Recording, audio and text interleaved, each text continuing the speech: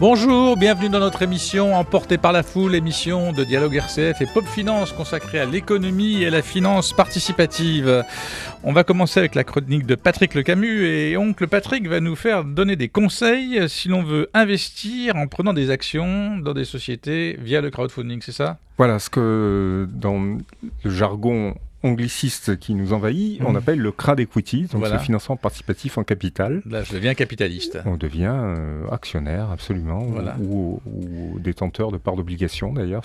Il y a les deux formes, on va le voir. C'est la dernière question. Ouais. Et là, il y a un organisme qui donne des conseils.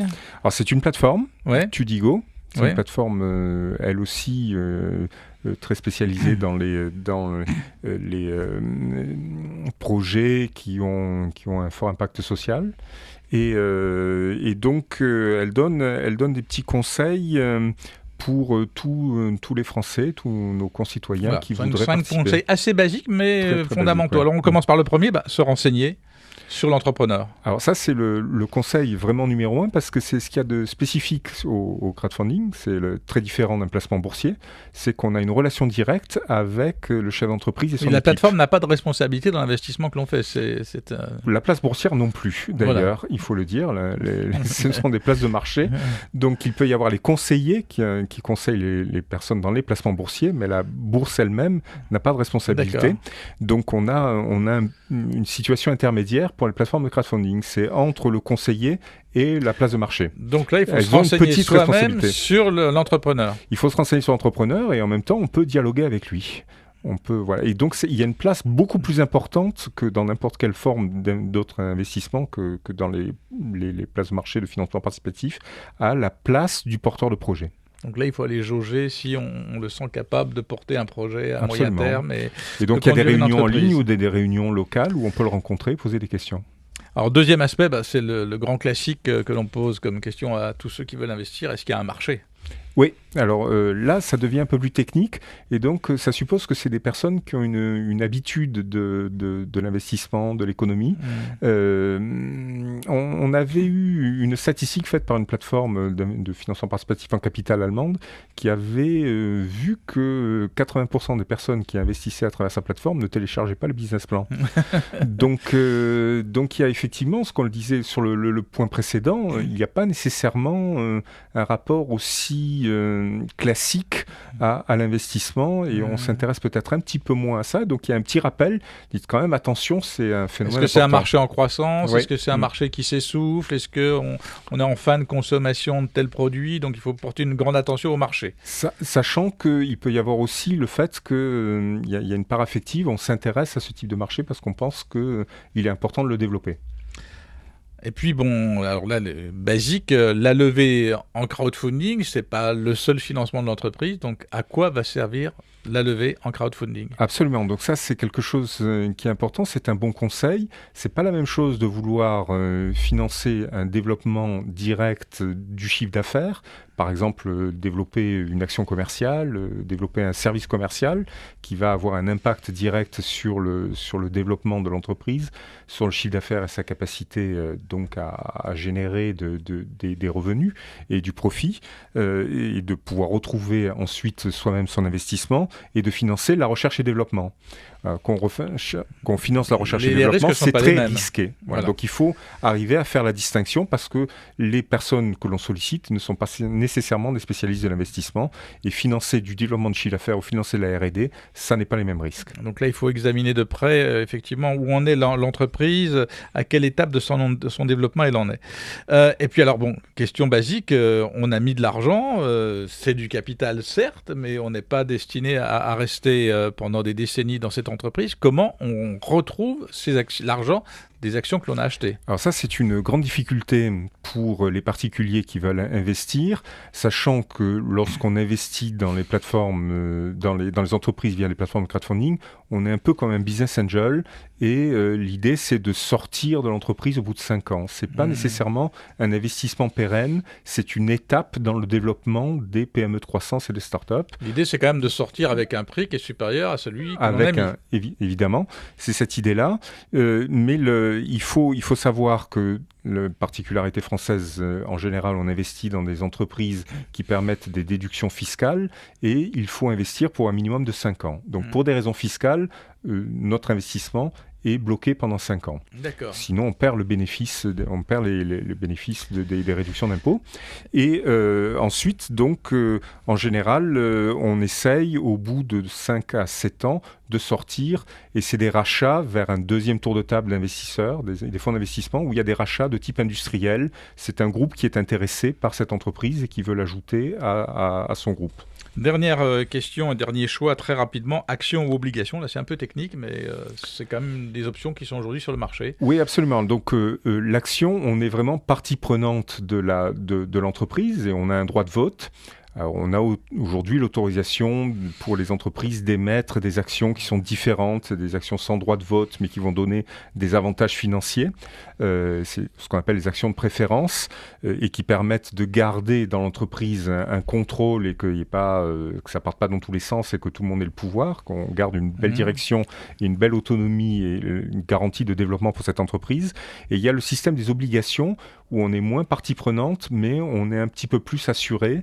Donc c'est moins risqué, mais ça peut être effectivement mieux garanti en termes de retour sur investissement et de récupération du capital. Très rapidement, un conseil, allez écouter Duncan Stewart en anglais, à la coque. Oui, en anglais. Il parle un peu français quand même, mais il le fait en anglais. C'est un spécialiste du grand cabinet international Deloitte qui fait tous les ans une étude sur les tendances dans les technologies des médias. Voilà, il est absolument passionnant, il connaît son sujet à fond, la manière dont il présente son sujet est souvent drôle, agréable à entendre, et c'est quelqu'un d'assez extraordinaire. Donc c'est le 2 février à 9h30 à la coque, place Henri Verneuil, dans le 2e arrondissement à Marseille.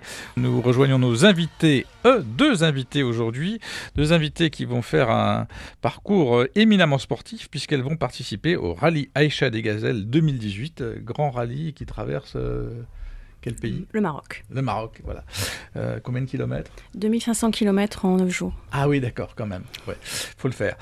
Vous avez décidé de partir, vous êtes deux. Vos métiers ne sont pas, vous prédestinez pas forcément à ce genre de sport, on a avec nous un ingénieur commercial au CA et une professeure agrégée, c'est ça ? Oui. Voilà. Rien à voir avec le métier, hein ? Non. Ouais. Mais une envie. Une envie, un parallèle quand même, c'est entre une aventure sportive et une aventure entrepreneuriale où on travaille en équipe, on peut faire des liens. On peut capitaliser sur ce qu'on apprend dans le sport pour le retranscrire après au sein de l'entreprise. Vous pensez que vous serez meilleur prof quand vous serez revenu du rallye Aïcha des Gazelles ? Oui, donner confiance aux élèves, trouver des solutions face à des difficultés, réussir à les dépasser, avoir confiance en soi, oui. Moi, je pense qu'il y a du lien. Donc, un rallye comme ça se prépare ? Il faut un véhicule, il faut être en forme aussi. Oui, on a une petite préparation.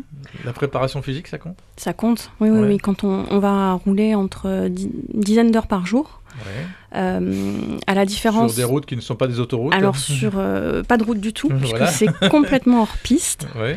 À la différence des autres rallyes automobiles, ce n'est pas la vitesse qui compte, donc c'est très technique en fait, c'est beaucoup de franchissement. Beaucoup de navigation, donc ça veut dire sortir de la voiture, aller voir derrière, courir, pelleter quand on va se tanker, parce que ça risque d'arriver. Donc oui, on a aussi une partie préparation sportive. Donc là, c'est un gros investissement. Vous nous dites 26 000 € à peu près comme budget pour être sûr de partir. Oui, en plus, avec un véhicule qui a déjà quand même quelques heures de vol.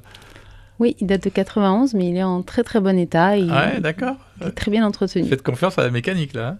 Oui, totalement. Bon. Alors, on est accompagné aussi par un garagiste qui est en train de revoir l'état du véhicule, qui nous apprend aussi à gérer certaines pannes en autonomie.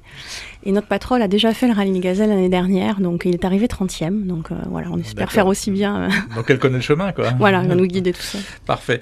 Donc vous avez besoin de ce budget de 26 000 €, mais vous avez choisi de ne pas tout confier, tout lever en crowdfunding. Vous avez déjà accumulé une épargne.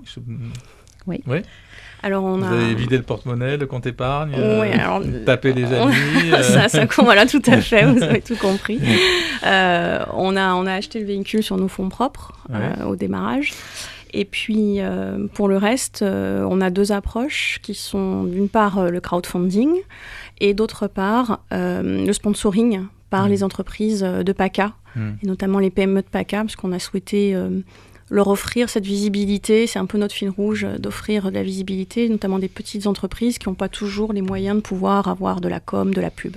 Et le propre de ce que vous faites aussi, c'est de dire nous allons verser 10% à l'association La Maison de Gardanne, qui est une maison qui s'occupe de soins palliatifs à Gardanne, de façon très humaine et de façon très, très innovante dans notre région. Oui, c'était important pour nous d'apporter quelque chose de solidaire à notre projet, et on a choisi j'habite juste à côté en fait, de choisir La Maison de Gardanne, justement, qui existe depuis les années 90, et quelqu'un qui l'a créé. Le professeur Lapiena, le docteur Lapiena. Le docteur Lapiena qui est très... Pas professeur. Okay. Oui, qui est très proche de ses patients et de cette idée de soins palliatifs. Tout à fait. Donc, vous levez 3 000 €. Oui. Vous lancez ça sur la plateforme Provence Booster. Oui. Vous avez déjà commencé? Vous avez déjà un peu? Vous en êtes où? On est à 30% de l'objectif, donc on a réussi à avoir 1 000 €. Oui. Donc il nous reste 2 000 € et c'est à peu près ce qu'il nous faut de toute façon pour boucler la totalité du budget. Donc avant l'inscription de 31 janvier. Voilà. Donc un petit effort pour une belle équipe qui part faire le rallye Aïcha des Gazelles. On retrouve toutes les informations sur Provence Booster avec le mot-clé Rallye des Gazelles 2018 avec Christelle Piriou et Delphine Chavot. Merci d'avoir été avec nous. Vous pouvez retrouver toutes les informations sur notre page Facebook. Merci à Corentin Aubry qui assure le son. Merci à Guillaume Baudouin qui assure l'image. Merci à Romain Sestari qui a préparé cette émission. Vous pouvez réécouter cette émission et les autres sur rcf.fr. Nous vous donnons rendez-vous la semaine prochaine. Restez à l'écoute de RCF.